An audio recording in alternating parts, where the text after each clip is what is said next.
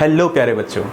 तो पिछले लेक्चर में हमने आपको basic introduction of real number पढ़ाया था और साथ ही हमने आपको यूक्लिड डिवीजन लेमा और यूक्लिड डिवीजन एल्गोरिदम के बारे में बताया था।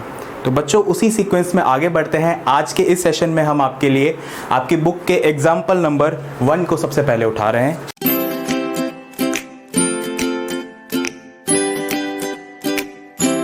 एग्जाम्पल नंबर 1 बच्चों कहता है कि use Euclid's algorithm to find HCF of, HCF मतलब highest common factor of 4052 and 12576।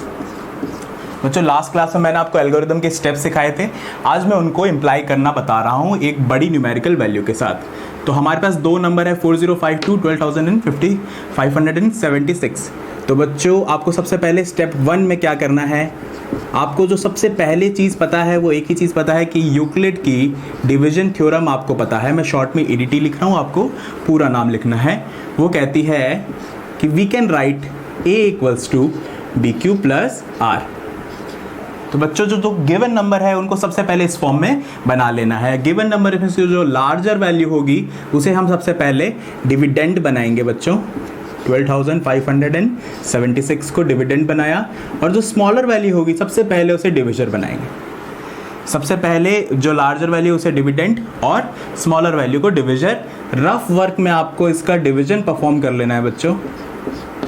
Rough में आप डिवीजन परफॉर्म करेंगे इसका और देखेंगे कि almost 3 time would be 12156 and reminder would be 420। ये आपका रफ वर्क रहेगा बच्चों। तो आपका कोशेंट वैल्यू आ जाएगा 3 और रिमाइंडर वैल्यू आ जाएगा 420। फर्स्ट स्टेप में चेक करना है बच्चों रिमाइंडर की value not 0, reminder is not equal to 0। That means आपको स्टेप 2 में मूव करना ही पड़ेगा। स्टेप 2 में आपको क्या करना है बच्चों, हर स्टेप में जाने के लिए लास्ट स्टेप के डिविजर को नेक्स्ट स्टेप में बनाना है डिविडेंड और इसी तरीके से लास्ट स्टेप के रिमाइंडर को नेक्स्ट स्टेप में क्या बनाना है, डिविजर। फिर से आपको डिवीजन परफॉर्म करना है बच्चों। 420 से डिवाइड करना है आपकी बार किसे, 4052 को।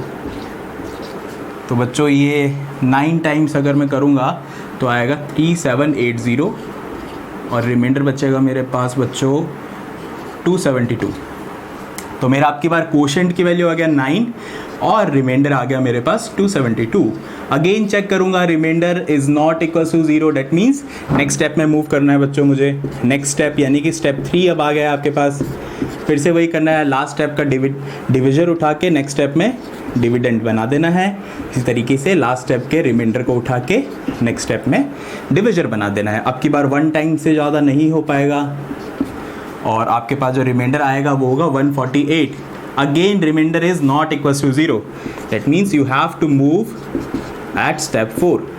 फिर से आपको वही प्रोसेस करना है, डिविजर को बनाना है डिविडेंड और रिमाइंडर को बनाना है डिविजर।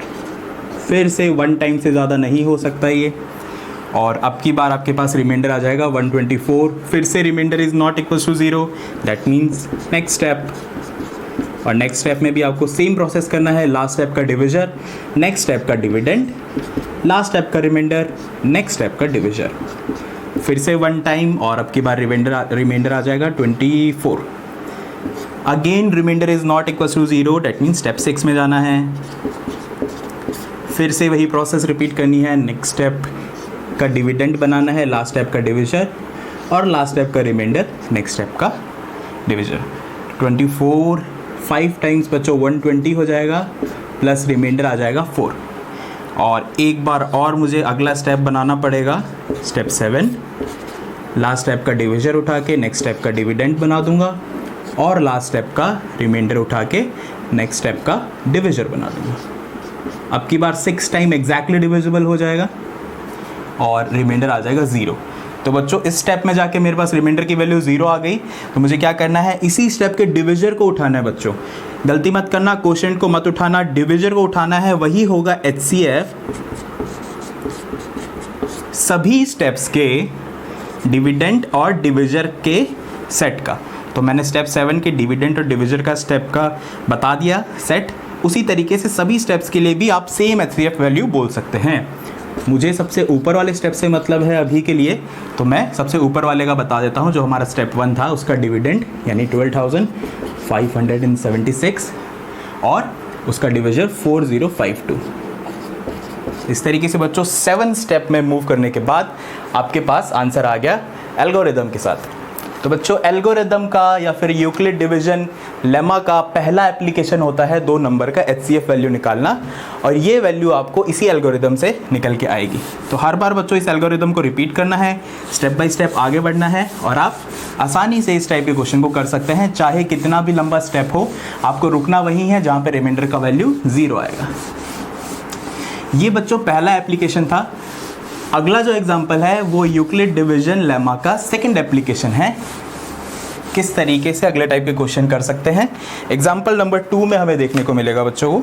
एग्जाम्पल नंबर 2 बुक का कहता है कि show that every positive even integer, यानी कि आपको इवन इंटीजर को रिप्रेजेंट करना है, is in the form, which form बच्चों आपको दी गई है form 2q, and that every positive odd integer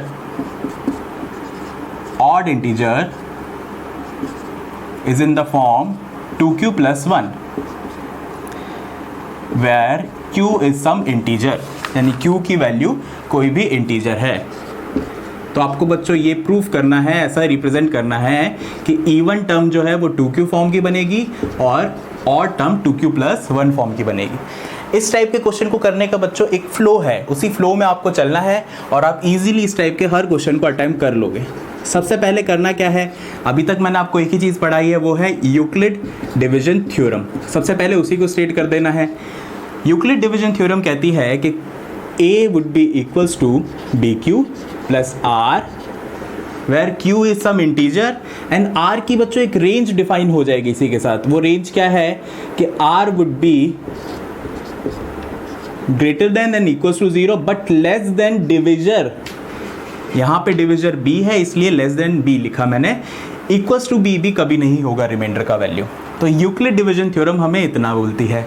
अब हमें क्वेश्चन की तरफ देखना है। क्वेश्चन में हमें जैसी फॉर्म रिक्वायर्ड है उसके अकॉर्डिंग हमें b की वैल्यू चूज करनी है। तो सबसे पहले मैं a को लिख देता हूँ। a would be my any positive integer, any positive integer. अब उसका आगे जाके हम देखेंगे कि इवन और ऑड फॉर्म बनता है, वो कैसे बनेगा आगे देख लेंगे। ए हमने अभी के लिए पॉजिटिव इंटीजर अज्यूम कर लिया।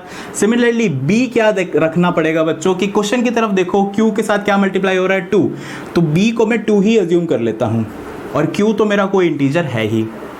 जब मैंने b की वैल्यू 2 रख दी तो मेरी जो ADT थी वो नई फॉर्म बन जाती है, a would be equals to 2q plus r, where r की रेंज क्या हो सकती है बच्चों, 0 से लेके less than divisor, divisor is 2। तो बेसिकली बच्चों r की 2 ही पॉसिबल वैल्यूज हो सकती है, ईदर 0 और 1। अब आपको आगे कैसे बढ़ना है, आपको r की 2 पॉसिबल वैल्यूज के 2 अलग अलग केस बना लेने हैं। सबसे पहले केस 1, केस 1 वो होगा where r would be 0 implies my equation would be a equals to 2q plus 0 which is actually a equals to 2q। तो आपकी इक्वेशन होगी a equals to 2q। अब इसको थोड़ा सा एनालाइज करना है आपको।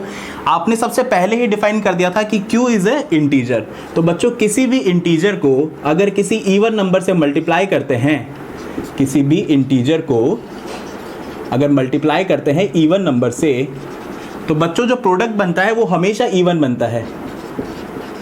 प्रोडक्ट हमेशा इवन बनता है। आप कोई भी वैल्यू अज्यूम करके देख सकते हैं। आप मान लीजिए कोई भी इंटीजर ले लीजिए जो कि ऑड भी हो चाहे इवन हो, उसको आप 2 से मल्टीप्लाई या फिर किसी भी इवन से मल्टीप्लाई करके देखिए, हमेशा जो प्रोडक्ट बनेगा वो इवन नंबर बनेगा। That means a is the even number, यानी 2q का जो आंसर आएगा प्रोडक्ट का वो हमेशा इवन आएगा। और यही हमें क्वेश्चन के एक पार्ट में पूछा था कि 2q वुड बी इवन। तो हमने यहाँ से देख लिया कि हमारा जो a है वो 2q फॉर्म जो बन रहा है वो इवन नंबर बन रहा है। बिल्कुल इसी तरीके से हमें केस 2 को भी समझ लेना है। केस 2 में बच्चों आपको r की वैल्यू 1 पुट करनी है, इम्प्लाइज हमारी जो इक्वेशन थी वो बन जाएगी a would be equals to 2q plus 1। अब बच्चों फिर से आपको वैसे ही एनालिसिस करना जैसे पिछले स्टेप में आपने किया था। आपका 2q हमेशा इवन बनने वाला है, पिछले केस में हमने देख लिया। और किसी इवन में अगर हम किसी ऑड को ऐड कर देते हैं, क्योंकि 1 हमारा ऑड है, तो हमेशा जो सम बनेगा वो ऑड वैल्यू बनता है। आप कितने भी एग्जाम्पल लेके वेरीफाई कर सकते हैं, रफ में मैं दिखा देता हूं। कोई भी इवन नंबर 60 प्लस कोई भी ऑड नंबर 9, समेशन हमेशा ऑड नंबर बनेगा। दैट मीन्स आपका केस सेकंड में जो a की वैल्यू है वो हमेशा ऑड रहने वाली है। और यही आपके क्वेश्चन का सेकंड पार्ट था, ऑड इंटीजर को रिप्रेजेंट करना था 2q+1 फॉर्म में, और यहाँ से ये बन के आ जाता है। तो बच्चों इस तरीके से हमने क्वेश्चन एग्जाम्पल 1, एग्जाम्पल 2 देख लिया। अगले सेशन में बात करेंगे हम एग्जाम्पल 3, एग्जाम्पल 4 की। Until then, class 24 learn and score.